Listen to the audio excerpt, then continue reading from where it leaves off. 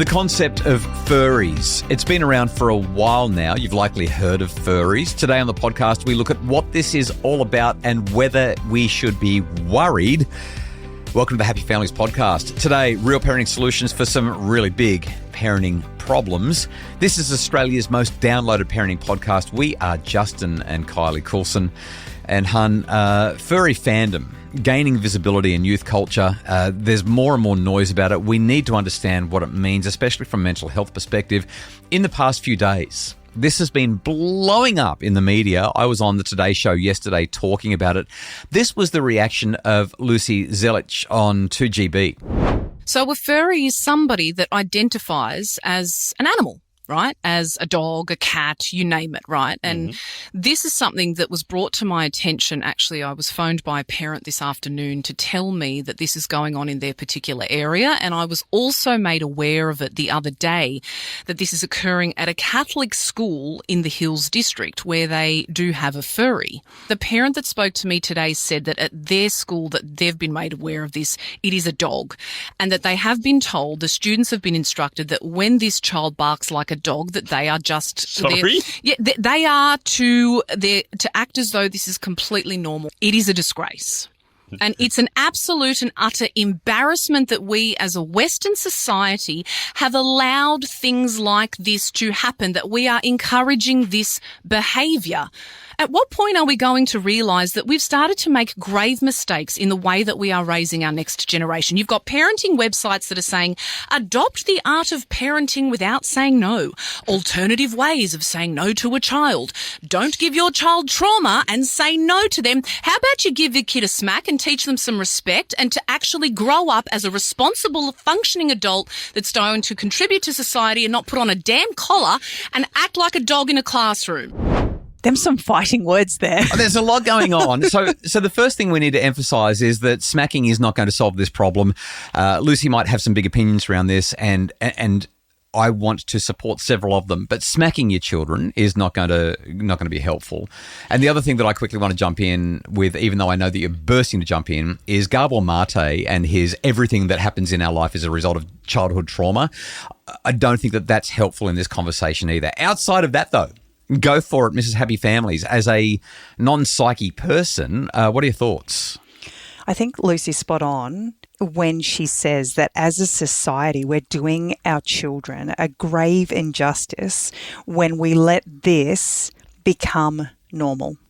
Our children are losing their identity in just about every facet. There is no clear cut anymore. There is no given. There is no... I can't imagine trying to navigate this without the maturity and life experience as a 5-year-old, as a 7-year-old, as a 10-year-old, as a 14-year-old. And the children in the room are wanting us to be the adults. So a couple of things that are important here. We're going to talk about identity development shortly.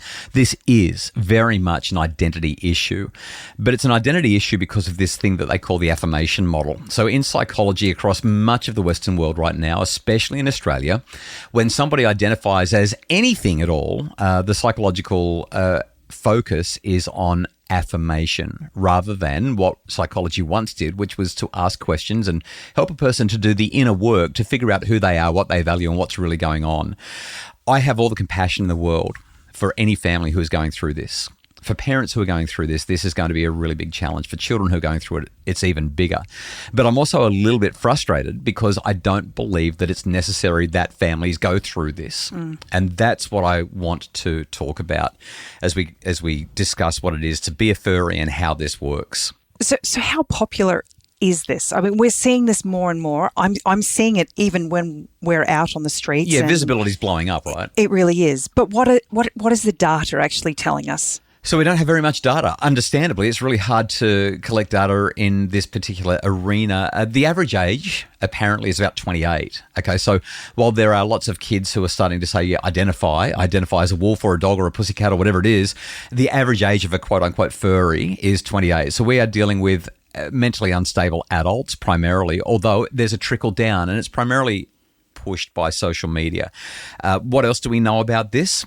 We know that there is a higher proportion of young people who have gender identity issues that also cross into furry territory. Okay. There's a website that's out there. It's called Fursonas.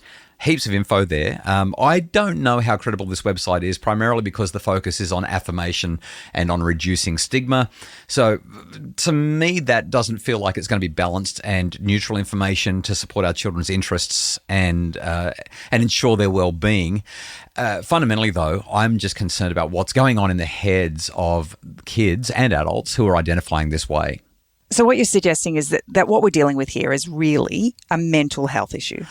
I think it is, yeah. There will be a lot of people who don't like me for saying this, but fundamentally this is... let's have a look at the stats. There was a 2018 study done. It's really hard, again, like I said, to get good, credible, somewhat neutral information around this, but there was a University of Waikato study, 2018. There were something like 1,250 furries from 57 countries.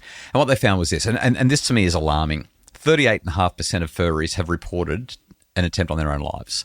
23.5% have made multiple attempts on this. Nearly half, we're talking about 47%, scored in the clinical range for anxiety, 41% with depression.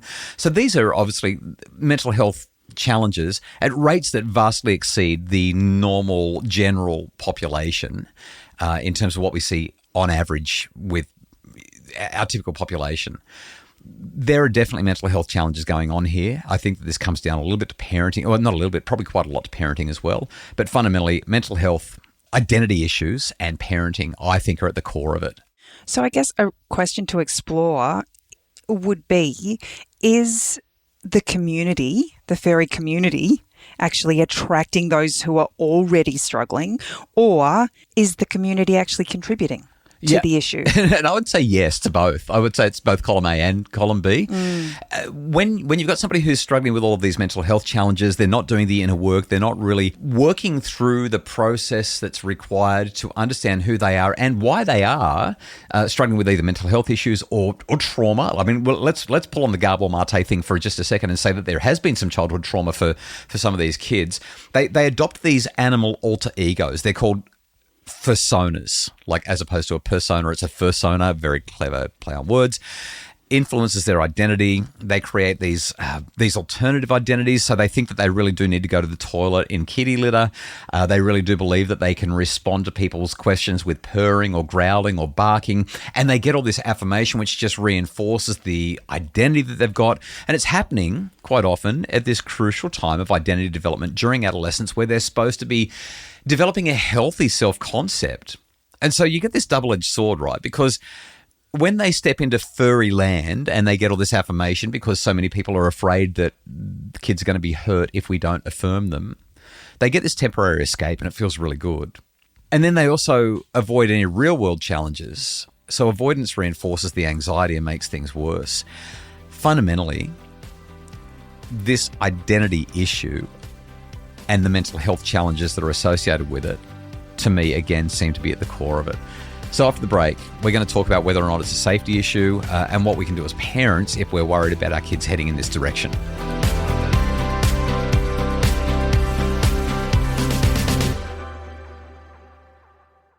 Okay, really complicated topic today, talking about whether or not it's okay to affirm your children in their furriness if that's where they've decided to go. They want to wear a tail, they want to wear a mask, they want to purr, they want to use kitty litter, all that kind of thing. Kylie, something that we need to sort of wave the flag around here is the risk of harm to kids and young adults who ascribe to a furry identity. So when I was doing the data search around this, research shows that predators specifically seem to know who's vulnerable, and they particularly go after vulnerable young furries. They know that there's going to be some mental health challenges, that they're going to be a little bit weaker, a little bit more likely to accept somebody who's grooming them and accepting them and affirming them and making them feel good about themselves. So there are some concerning data. Again, I'm questioning how good the data is, but what data is there certainly indicates that they're going to have some challenges there. We also know that they're much more likely to be exposed to explicit content online. They're seeking out a whole lot of stuff, and like I said, a lot of this is tied up with gender identity stuff as well, so they're much more likely to be exposed to pornography and very disturbing content around that. And unfortunately, in a study that I found in the archives of sexual behaviour, a higher percentage of sexual motivation among adult furries. So unfortunately, there seems to be a whole lot of sexual misconduct that hovers around these gender identity, sexual identity, mental health challenge situations when it comes to young people who identify as something other than human. I find this really curious because when I think about anxieties and the experiences that we have when we're feeling anxiety, the last thing we want to be is the main focus in the room. Right. And so when you dress up like this or make those noises, that actually... It amplifies it. Right. All eyes are on you for all the wrong reasons. What's really going on here is role play. So I don't have to be me. Therefore, I'm not being judged for who I am. It's my alter ego. It's my fursona that's being judged. I've spoken to a lot of people who work maybe in an education space dealing with neurodevelopmentally challenged kids, autistic kids specifically. And they'll often say that drama is one of the best places for these kids to be because they get to stop being the autistic kid in the class and they get to be the character in the play. And I've spoken with a couple of autistic people who have told me that one of their favourite subjects is drama because they get to let go of all the anxiety associated with me being me. And they get to put on that alter ego. So I think that goes some way to explaining what's going on here. Ultimately, though, when it comes to our children, their safety, their mental health, their identity development, what I want to share is 6 very clear parenting solutions that can help in this context. So I'll run through them. If I say anything that prompts something for you, just hit me up with it and let's see if we can be effective in helping parents who are worried about these things. The first thing is that this is going to sound really harsh, but I think we need to set absolute boundaries. Really, this is a red line moment. We set this boundary and we say, in our family, none of us are animals. We are all humans. So we're not going to have fursonas. We're not going to have fursuits. We're not going to have conversations about being a furry. To me, this is a non-negotiable. Now, that flies in the face of what the Australian Psychological Society and many other psychological societies around the world would tell you to do. They would tell you to be affirming because by not affirming, you could place your child in grave danger. But if we can do it lovingly, I'm not talking about being punitive and aggressive and saying, that's it, we're not doing, but rather saying, kiddo, I know this is really hard for you. But we are going to call you by your name and we are going to support you to be a healthy, functioning human because that's what you are. That's going to be far more effective in the long term. We've just got to do it compassionately. I think back to our tricky question a couple of weeks ago with a parent who was concerned about the sexy, fun girl photos that her daughter was posting. Great, yeah. In relation to possible injury to future employment. Yeah. And I'm sitting here as a parent thinking, how does this impact my child when they finally come out of this phase? Oh, they'll be unemployable. And decide that maybe I'm not a furry anymore. Maybe I'm not a dog. Maybe I'm actually a person who's got feelings and thoughts and, hopes and dreams and aspirations. The second thing that I want to emphasize is the importance of digital monitoring. So we've talked about online safety issues. That plays a really big role there. But the online community will often affirm and amplify the challenges that your child is struggling with. So if you've got a child who's indicating that they have a preference for stepping into furry land and they want to adopt a fursona, they're going to get so much support from online communities, whether it's on Discord or whether it's on YouTube or whatever platform they're using. They will get so much support there. Therefore, as parents, we need to be involved in blocking furry content. I think we want to block furry forums, I'm not big on parental controls, but sometimes our children are vulnerable and they need to be protected, including from themselves. So I would say that would be my second thing. The online world, the online community is an amplifier and a magnifier of this, and it is not in our children's best interest to be playing there. I think back to my childhood. I don't have a single incident where one of my friends thought they were a cat or a dog. Didn't exist in the 1980s or 90s. Any of that. Yeah. And I have to believe that social media plays a huge part. Yeah, it unquestionably does. And it plays a huge part in all the gender identity stuff and everything that's associated with this. So for children to develop an identity and do so in a healthy way, minimizing their access to screens is going to make a really big difference.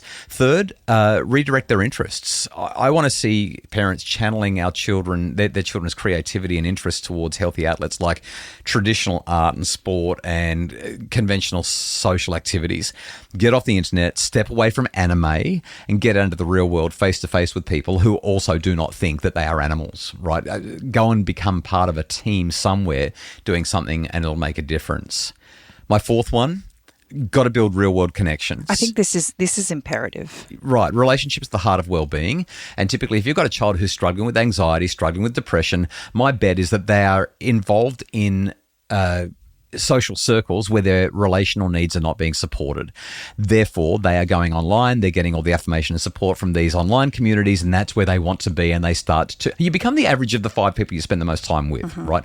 So we want our children to spend time in healthy, face-to-face, analog social opportunities rather than online communities. And for our anxious children, we need to recognize they are going to need our support in that process, like hold my hand kind of support. Not saying this is going to be easy. It's not going to be as easy as saying we've organised a play date, you go and play. These kids are going to need your help integrating into their social circles more times than not. 2 more points. Professional support. Like if your child is already involved in this, if your child is heading down this path, you want to seek professional guidance immediately, but you don't want to step into an affirmation situation. So if you've got a psychologist who's saying, well, I'm just going to affirm them in their furriness, find another psychologist. This is not the person for you. You want a psychologist who's going to say, we need to ask some deep and probing questions here, and we need to work on the gender issues, the identity issues, their screen usage, their anxiety, their depression, their physical health, the sleep that they're getting, the people and their relationship building skills.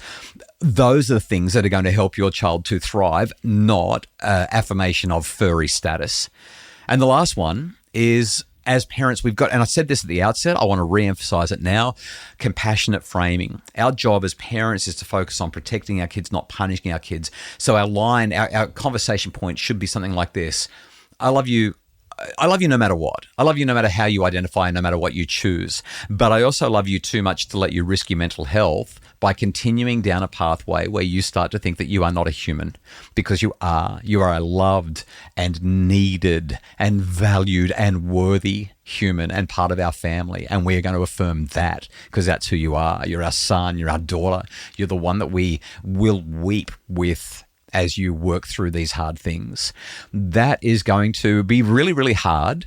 And I know there will be some people who will say that it could be dangerous for their kids. I'm so sorry, but it's already dangerous. If your child is playing in Furryville right now and has adopted a fursona, their anxiety and their depression levels are almost certainly through the roof. And the risk of them trying to take their lives is already vastly higher than it would be if they were developing like a typical young person. So I just don't buy the line that you're endangering their life by treating them like a person rather than a furry. We need to wrap this up. Final words, final action steps, final way to proceed if you're worried about this. Number one, I just want to make it really clear, this is not harmless fandom. Kids who are playing in this area are usually dealing with a whole lot of other issues, and it can be dangerous. You know the tragedy of this? I really hate this, because when a little kid wants to dress up like Tigger or put a tail on and run around the house like we probably did when we were kids, once upon a time that was harmless fun. And now kids can't do that because parents are paranoid, because what if this turns into something more than what it already is? It's just so sad. As parents, our job is protection. If we don't guide our children's development, the online communities will, and they do it so well. They groom brilliantly. And lastly, truly compassionate parenting means preventing harm. Not responding to harm, but preventing harm by drawing that line in the sand. Any last words? If I have a child who wants to bark at me, I want to tell them how much I miss hearing their voice. And I want to understand and know what it is that they're feeling and how they feel about the world around them. While ever they're barking at me, I can't even begin to comprehend or understand them. Okay, Kylie, let's wrap this up. We will link to the University of Waikato study. It's actually quite a balanced study and maybe even a little bit too pro for my liking based on my bias. Nevertheless, we'll link to that in the show notes. The Happy Families podcast is produced by Justin Rulon from Bridge Media. If you'd like more information and more resources to make your family happier, you'll find it at happyfamilies.com.au.